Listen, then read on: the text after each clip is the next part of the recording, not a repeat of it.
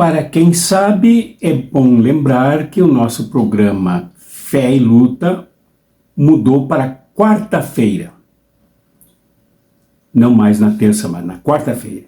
Para quem não saiba, receba o aviso de que o nosso programa Fé e Luta, este quadro que pensa a nossa fé relacionada com a realidade, com os conflitos econômicos, políticos e sociais, a nossa fé relacionada com a forma como devemos nos comportar e agir no interior e sobre a realidade que demonstra desumanização e indignificação das pessoas, particularmente dos trabalhadores, trabalhadoras e dos pobres. Quarta-feira, então, 19 horas, como esta edição. Pois há uma semana, quando transferimos este quadro para quarta-feira e inauguramos, contamos, para minha honra, com a presença e palavras reflexivas, analíticas, profundas, da professora Marcela Alarcon, que atua no Centro de Estudos Bíblicos, Centro Ecumênico, em Maringá, no Paraná, e que fez cursos de especialização em Antigo e no Novo Testamentos. E também o já quase doutor, a sua tese já foi aprovada para ser examinada numa banca, então posso chamá-lo de Dr. Hugo Alan Matos. Ambos são católicos romanos, mas muito abertos ecumenicamente para, com respeito a todos os segmentos, cristãos e cristãs, denominacionais e tal, trabalharmos juntos pela transformação desta realidade injusta. Destaco aqui que a professora Marcela acentuou que estranha e até se desgosta com essa quantidade enorme de orações desligadas das ações, da intervenção para transformar a realidade. E o professor Hugo destacou que sente muita indignação, preocupação com o fato de a TV Canção Nova, que abrange milhões de brasileiras e de brasileiros, não somente católicos romanos, mas de vários segmentos, pela sua tez, pelo seu timbre neopentecostal, igreja eletrônica, igreja de TV, igreja de internet, com o fato de que a TV Canção Nova, despreocupada com a realidade, despreocupada com as causas das injustiças econômicas e sociais, tem uma relação íntima, ele não disse, mas eu direi carnal, com o tal de Brasil paralelo. E esse Brasil paralelo é um antro, para definir melhor, é um antro, é um porão muito semelhante a esgoto, de onde procedem as metralhações, os disparos de fake news, de injúrias, de calúnias, de destruição e cancelamento das imagens humanas. É ali que se inspira o falecido gabinete do ódio, que talvez tenha mudado de lugar, não mais o Palácio do Planalto, porque não tem mais lá apoio, mas para outro, continuando a sua atividade de promoção do ódio. É com isso que tem associação, segundo o doutor Hugo Alan Matos, a TV Canção Nova. Isto é preocupante, isto é sério. E nós discutimos depois sobre a fé, a partir da noção da Epístola de Santiago, que diz com todas as letras, escrevendo em grego e depois traduzindo para as várias línguas, inclusive para o português, com várias versões, de que os demônios creem em Deus e tremem. E outra afirmação forte é de que a fé sem obras é morta. Discutimos isso para entendermos qual é o papel da fé dentro de um mundo em conflito, e mais do que em conflito verbal, conflito discursivo, conflito de opinião, em guerra mesmo, em guerra. Uma mudança, um mundo que geme por mudanças, por transformações profundas, com o sacrifício de milhões de pessoas em vários dos seus países, ou em quase todos os seus países. Aí eu relatei, ao perguntar, para fundamentar minhas perguntas, e repito agora, que eu sou de uma geração, eu, Dom Orvandil, sou de uma geração que estudou teologia, iniciou o seu ministério muito jovem. Sou de uma geração que conviveu com revoluções.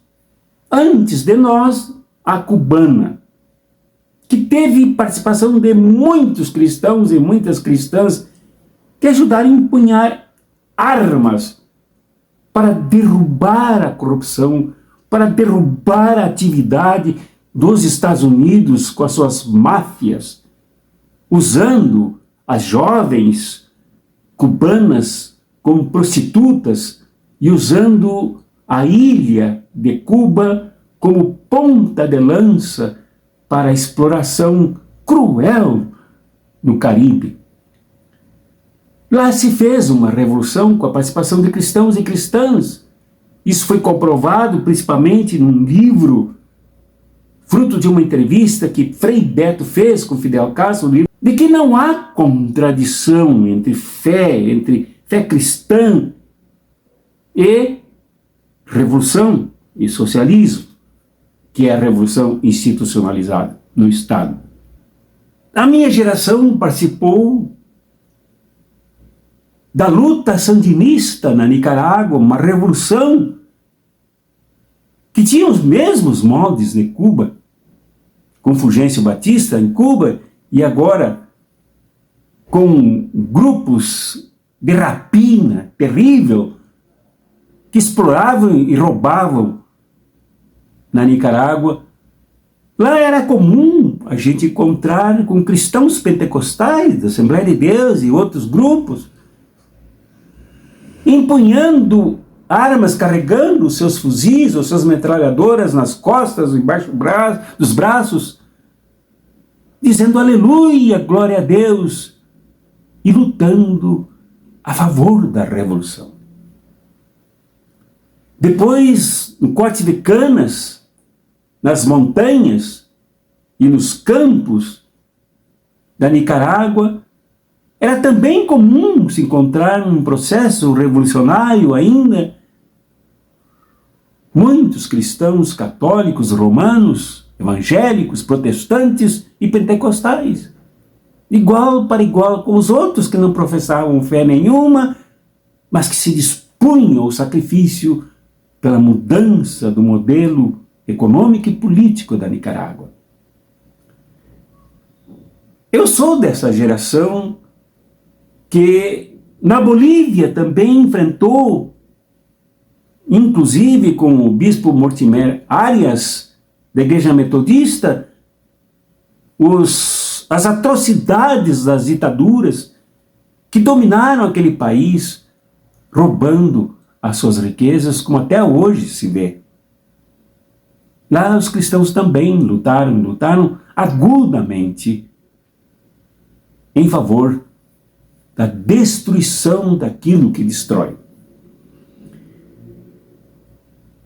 E assim foi na Venezuela, com milhares e milhares de cristãos e de cristãs, com as suas Bíblias, com seus cancioneiros, com as suas missas, com seus cultos, na luta revolucionária. Como dizia aqui o pastor evangélico da Igreja Evangélica de Confissão Luterana no Brasil, Milton Schultz, falecido precocemente, ele dizia que hoje inclusive mudou.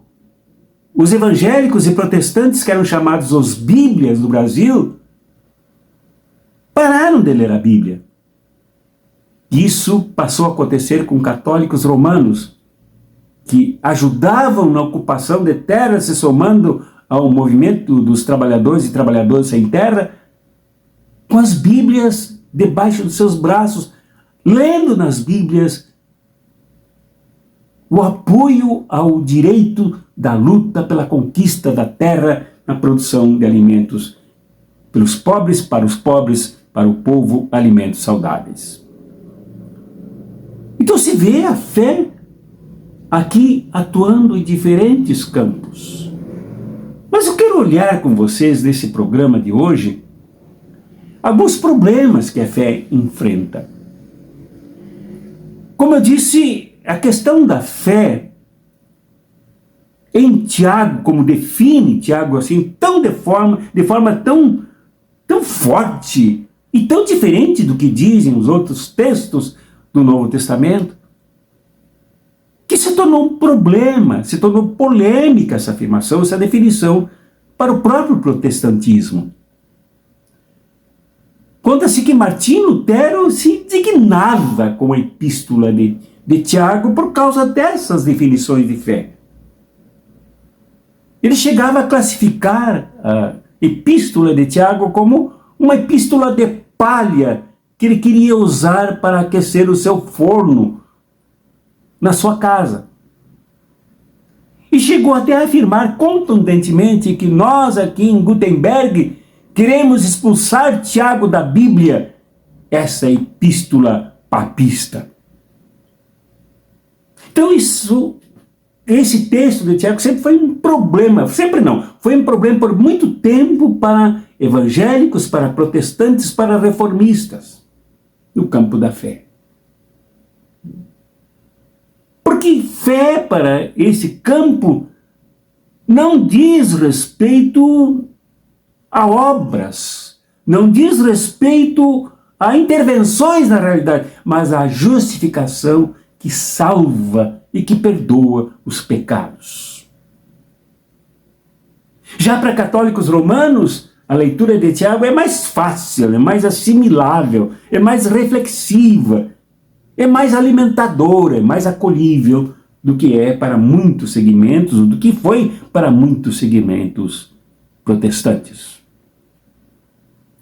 É por aqui que nós queremos seguir, juntamente com Tiago.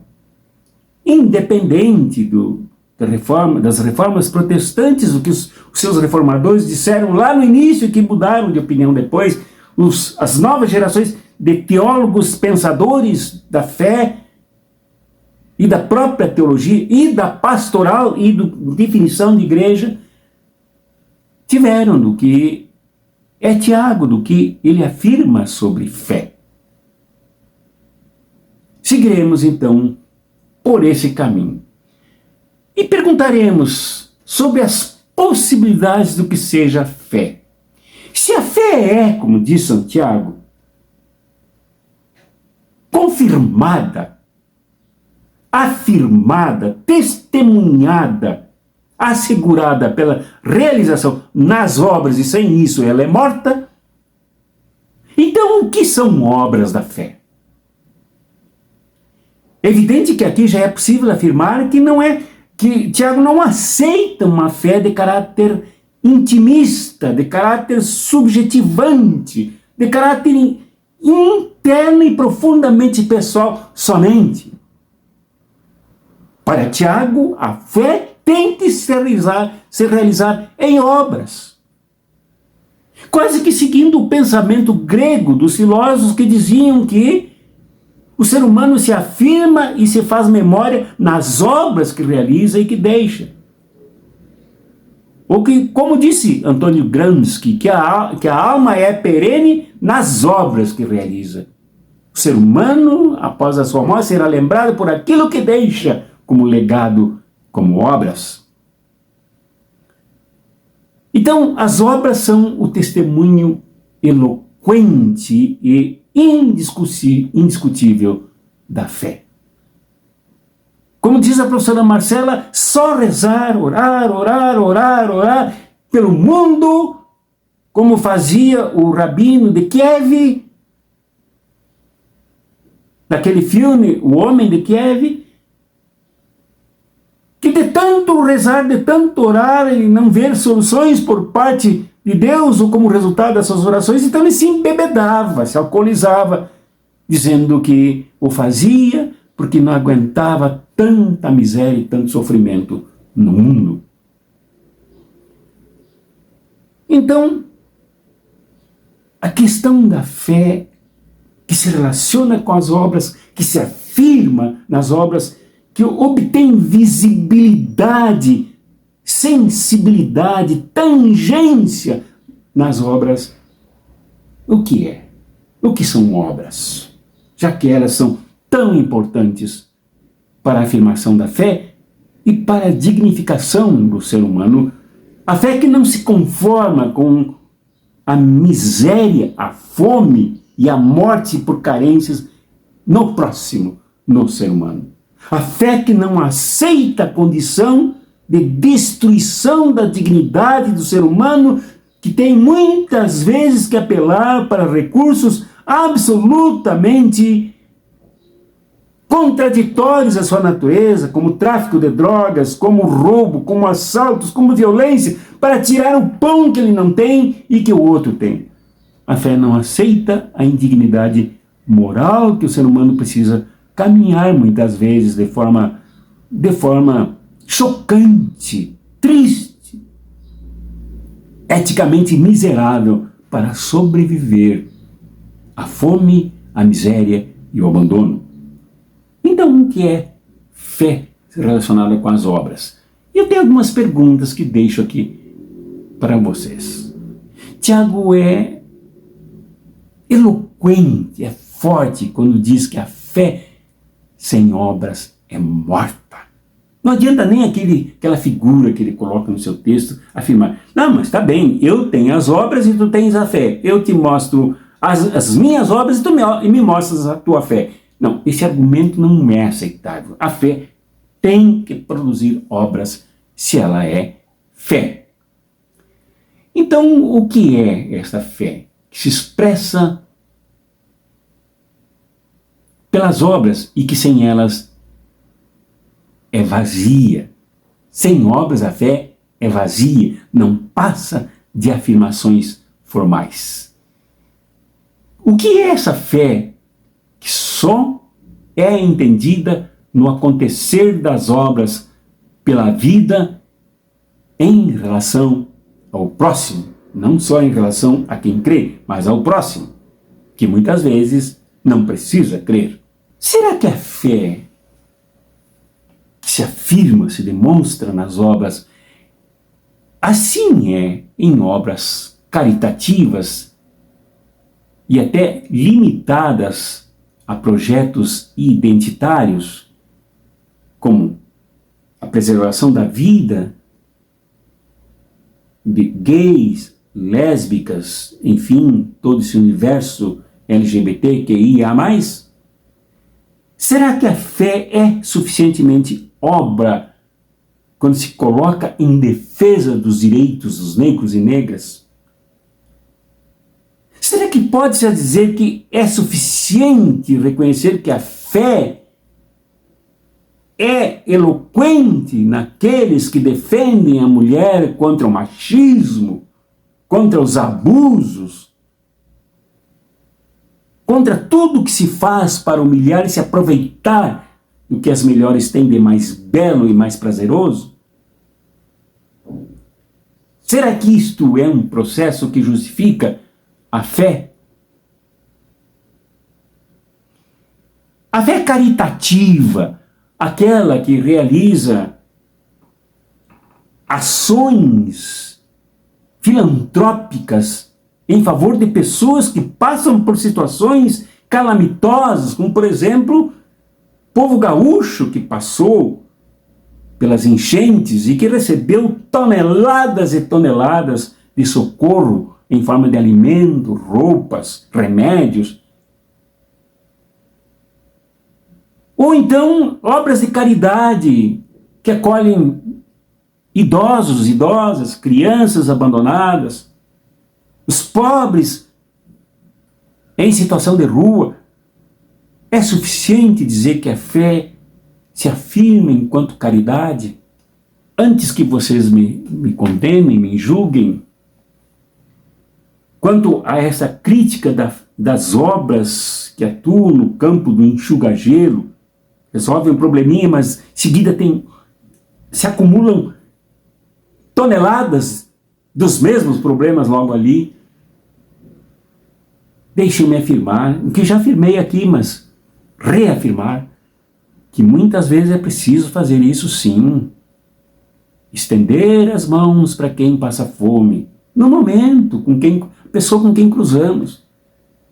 Comprar uma comida e dar para a pessoa. É necessário sim. É necessário tirar o casaco e dar para o outro. É necessário ir à farmácia com o outro que está doente e, se puder, comprar o remédio para ele. São ações de socorro eventual em situações de sofrimento que se justificam dentro deste universo de exploração, de barbárie, de um arranca couro, carne e ossos do outro. É preciso ações imediatas. Mas a fé pede muito mais do que isso. Então vejamos algumas contradições dos que creem sem obras. Por exemplo, as pessoas que afirmam crer verticalmente em Deus que está no céu à nossa espera, em Deus que abriu os braços em Jesus para perdoar os nossos pecados. Entre parênteses, eu tenho uma grande discussão com essa questão. Não é o caso de fazê-la agora aqui. Em Deus de João que diz, Deus amou o mundo de tal maneira que deu o seu Filho. Há pessoas que se sentem internamente aquecidas com esta fé pessoal, interna, com esta experiência de forte carga placebo da satisfação que isso dá psicologicamente. É possível dizer que isto é fé se ela não se expressa em algo maior que se materialize em favor daqueles que tombam estraçalhados por um sistema brutal sob o qual e dentro do qual nós vivemos e morremos. Não é suficiente, já digo a vocês. E a questão dos que creem nesta verticalidade da fé, que dizem oral e verbalmente, e até escrituristicamente, que é tão poderosa esta fé, que as levou a se levantarem em situações difíceis. E descrevem coisas, por exemplo, que acontecem nos presídios, pessoas que se desgarram do desgarramento a que foram submetidas por causa da miséria, porque aceitaram Jesus por fé e foram justificadas. E outras situações, mas que depois abraçam fundamentalismo fascista, agindo com ódio contra os que pensam diferente, agindo numa disputa de guerra com os outros que têm outra posição.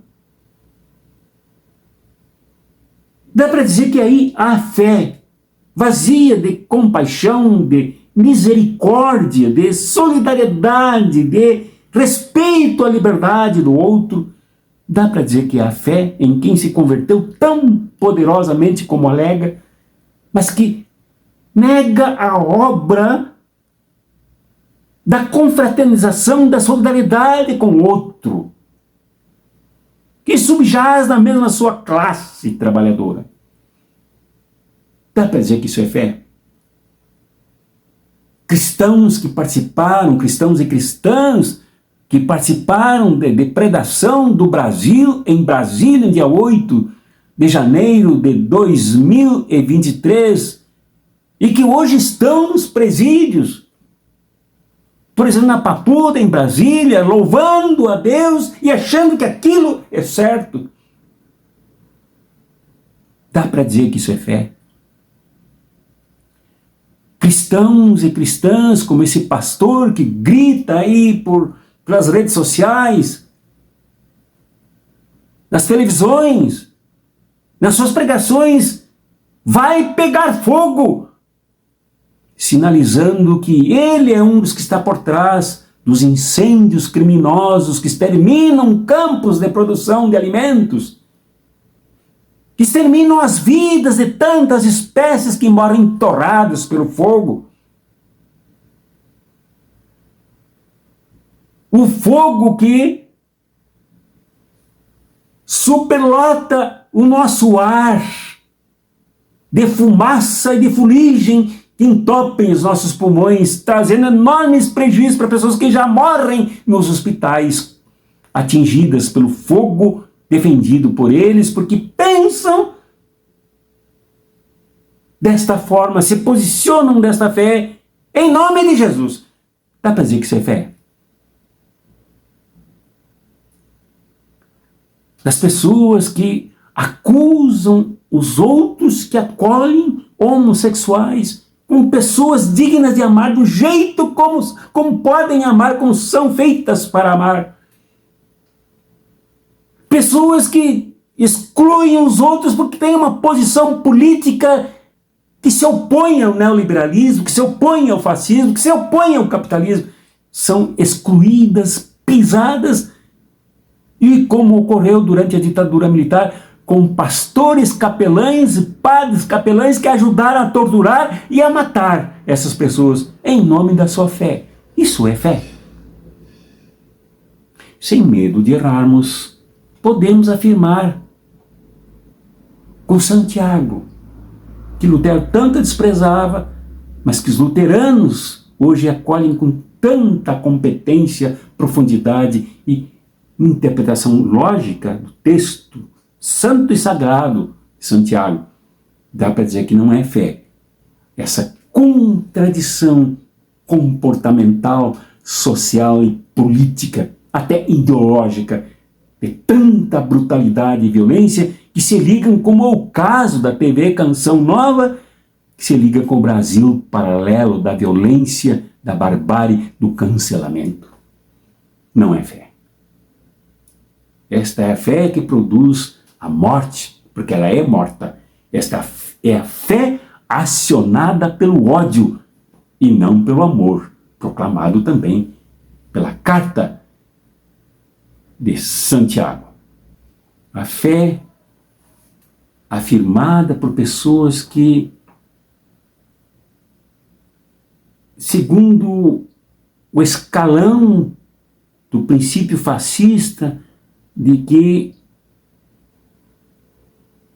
o importante é a família, em desprezo total ao que diz a Sagrada Escritura, Velho e Novo Testamentos, que se refere ao centro do movimento da fé a partir de um povo e não de uma família, não de um patriarca, não de uma matriarca, mas de um povo. Mas esta concepção de fé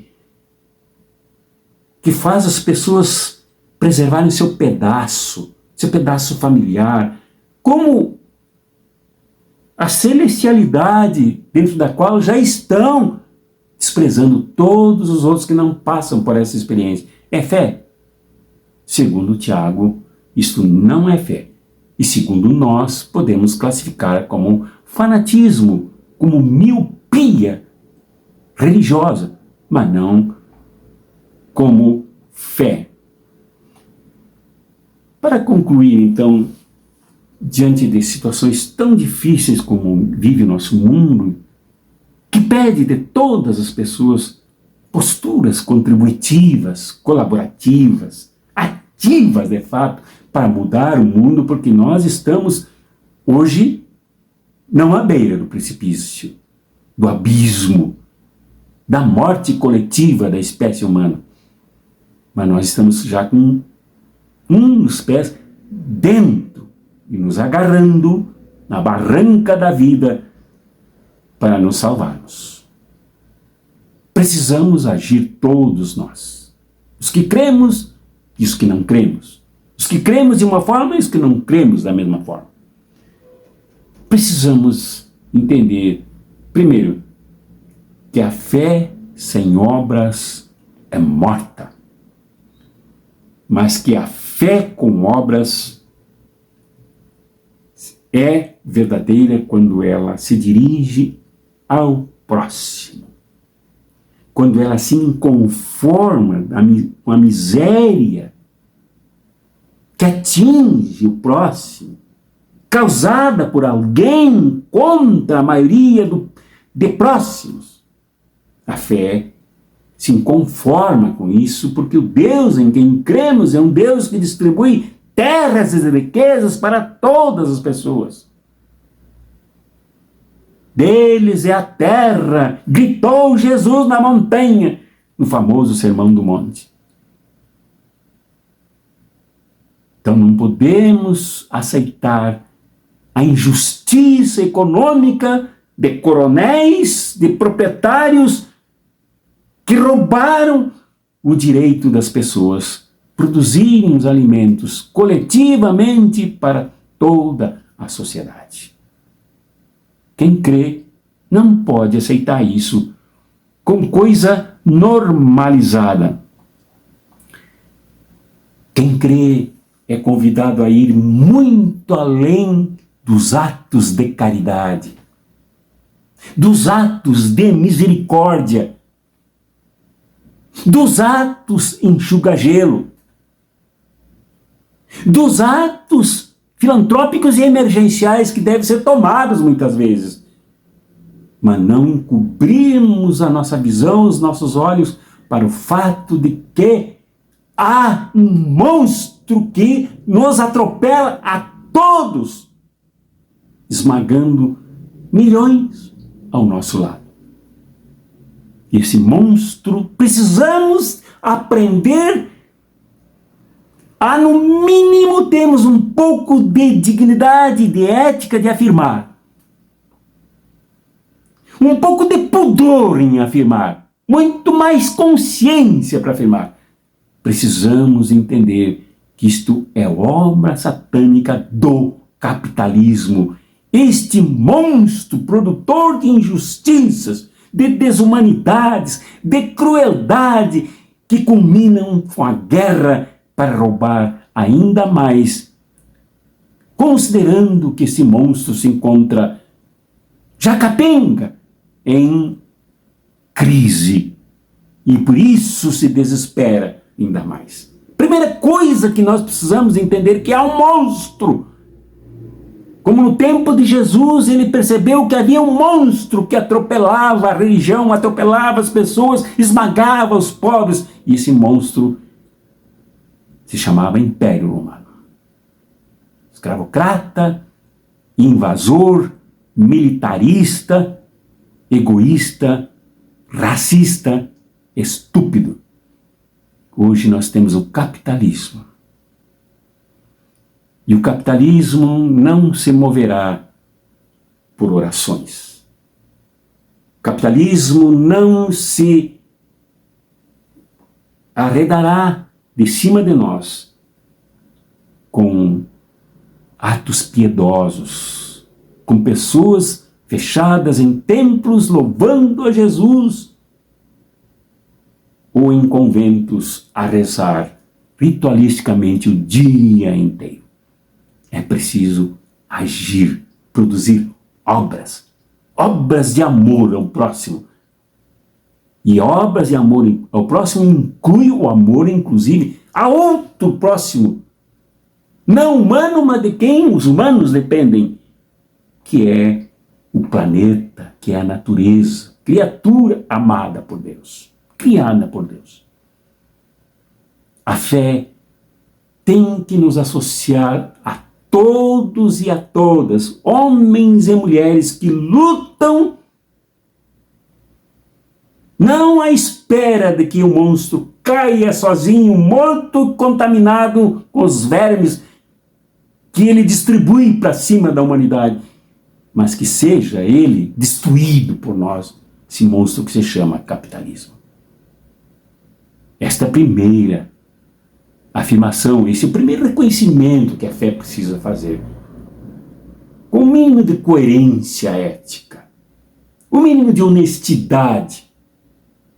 Fé e capitalismo não se conferem, não se acertam, não bailam na mesma toada.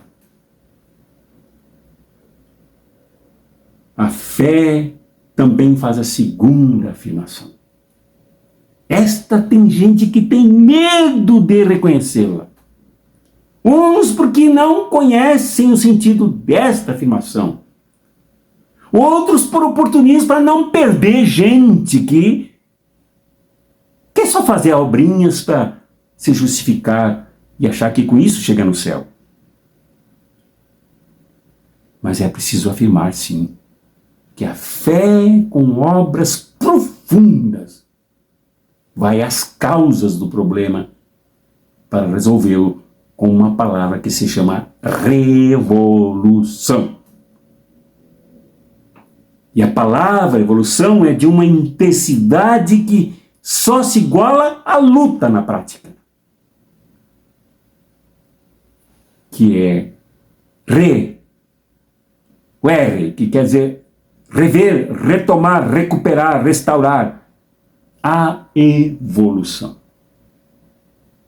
O ser humano perdeu o processo evolutivo que o faz evoluir como espécie, como humanidade, como todo, e não com alguns.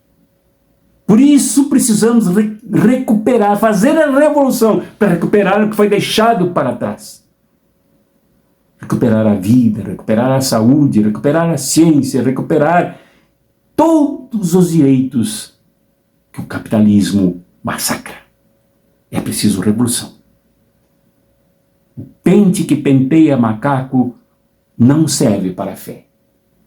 É preciso a ação radical. E radical aqui não é radicaloide. Radical aqui não é extremismo. Radical aqui é articulação, é ir às raízes. A palavra radical do grego quer dizer raízes. Revolução vai às raízes do problema, às causas do problema. Enxuga gelo quando for necessário, mas não se desgasta enxugando gelo e ainda dando fôlego para o capitalismo, este monstro terrível, satânico, perdurar por mais tempo. Isso é fé, meu irmão, minha irmã. Isso é fé. Fé é lutar.